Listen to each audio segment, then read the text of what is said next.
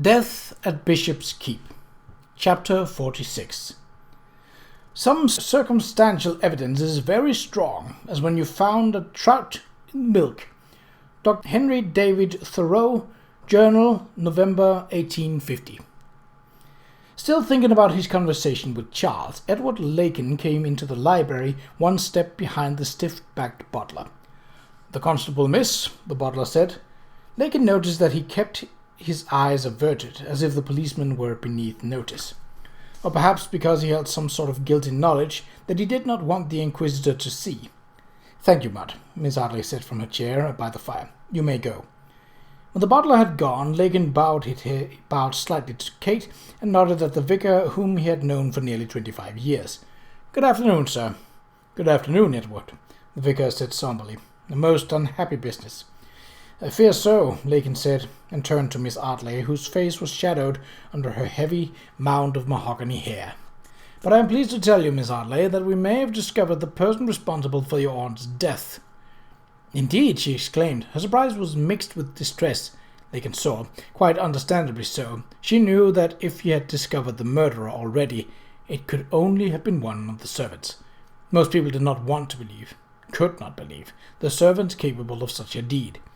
"Yes," Lakin said, "Sir Charles Sheridan, as you may know, is a mycologist." He looked at her. "It was, perhaps, a term that required explanation. That is," he added, "an expert on mushrooms." "I know what the word means," Miss Audley said with some asperity. Lakin immediately regretted his assumption, but there was something else about her look that made him wonder. Was the mention of mushrooms entirely a surprise to her? Had she suspected, or perhaps even known? What exactly did Sir Charles find? Miss Audley was making an obvious effort to speak calmly. "He found what is most likely the means of murder," Lakin replied. "A death cap." "A deadly mushroom," the vicar gasped. "Quite so, sir," Lakin said gravely. "The symptoms of amanita poisoning are exactly those exhibited by the victims, and Sir Charles located the remaining toadstool in the kitchen storeroom. The scullery maid has told us that she cut up its match for the mushroom pudding quite unwittingly," he added. "The circumstantial evidence points to the cook, although—" "Mrs. Pratt!" Miss Audley exclaimed, her eyes opening wide. "I understand your consternation, ma'am," Lakin said, bowing his head. "Every effort will be made to get at the truth, I assure you." The fact was that the constable had serious reservations about the cook's guilt. As Charlie Sheridan had observed, the evidence clearly pointed in her direction, the circumstantial evidence that was. But although Lakin rarely had such a serious crime as murder to investigate, he had over the years met his share of criminals, and he had come to respect his intuitive assessment of guilt or innocence. In this case, while he felt it appropriate to take Mrs. Pratt to the village jail for questioning, he did not think it altogether likely that she was the murderer, or at least the sole instigator. Of course, some crimes were born of passions rather than greed, but there remained in his mind that fundamental principle of law, cui bono. He would discover as quickly as he could the identity of the heir. At the moment, he reminded himself, it was quite probable, indeed as far as he knew, a certainty that Miss Audley herself was the last Audley. She was the one most likely to benefit from the death of the Audley sisters. But he did not think it proper to share his thinking with Miss Audley, who was frowning at him. "You are arresting Mrs. Pratt?" he asked. The vicar went to Mrs. Audley's chair and put his arm on her shoulders. "I know the idea of the woman's guilt must disturb you, my dear," he murmured, "but you must admit that we cannot see into the soul. It is possible for a person to appear blameless to the outer view, and yet to harbour an inner nature that is quite the contrary." "There is good reason to believe her guilty," Lakin said, watching Miss Audley closely. "Your evidence is only circumstantial," she said, rising. "I do not believe that Mrs. Pratt committed murder." Lakin's eyes narrowed very slightly. The woman spoke with a surprising confidence. Surprising, that is, unless she knew that the cook was not guilty, because she knew who was in her stead. "May I know the reason for your assurance?" he inquired carefully. She hesitated for a moment. "We're friends," she said finally. Lakin stared at her. "Friends?" An odd term indeed, coming from— He stopped himself, recalling that Miss Audley had described herself as an employee, her aunt's secretary, which made her kind of a superior servant. In that role, it was quite likely that she had become friendly with the other servants, and she was an American, which perhaps also made her less likely to impose a barrier between herself and them. In his limited experience, Americans were an egalitarian lot. I see, he said mildly. I must suggest, however, that friendship is no warrant of innocence. It is in this case, Miss Ardley said, her voice sharp-edged. She seemed annoyed by his failure to understand and irritated at her annoyance. If Mrs. Pratt had determined to kill either of my aunts, she would not have used a weapon that might have killed me. She could not have known that I would not eat the pudding.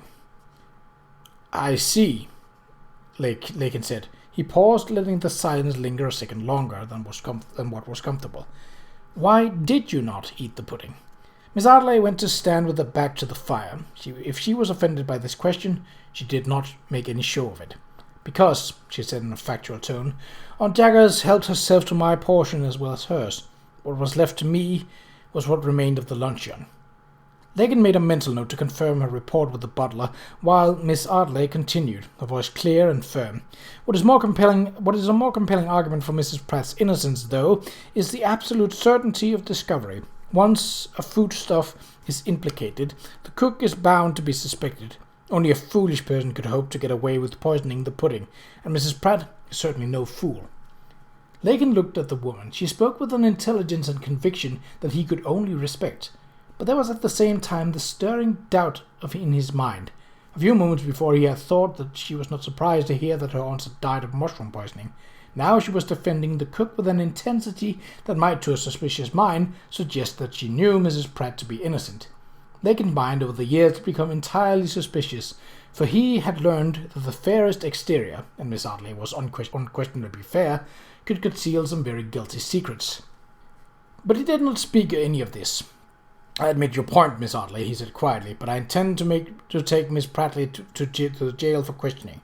I expect to detain her overnight. If I discover her to be the culprit, I shall arrest her forthwith. If I find that there is no reason to charge her, I shall release her and continue my search. I believe you will find her innocent, Miss Ardley said. I suggest you look elsewhere for the guilty individual. Do you know, for instance, how the mushrooms came to be in the kitchen? Not for a certainty, Lakin said. The scullery maid said the cook usually picks them. She was silent, her head bowed, and then she asked, How do you intend to transport Mrs. Pratt? Not on your bicycle, I should hope. Lakin frowned. The bicycle was decidedly useful, but it did present a certain practical problem when he was to take someone into custody. Will you permit me to borrow a horse and cart, Miss Ardley? I shall see that it is speedily returned.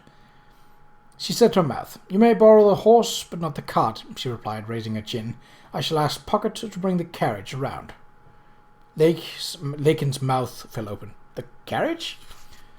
Forgive me, Catherine, the vicar said gently, but it would hardly be seemingly to... Seemly? Miss Ardley cried. Let us not talk of what is seemly on such a day. If Miss Pratt must go to jail, it will not be in a cart like some poor wretch on her way to the gibbet or the guillotine. She will ride in the carriage with dignity. Lakin stared at her, astonished. For a moment she glared back, then gathered her skirts in her hand and swept out of the room. He shook his head, bemused. Miss Catherine Ardley was surely one of the most remarkable women he had ever met.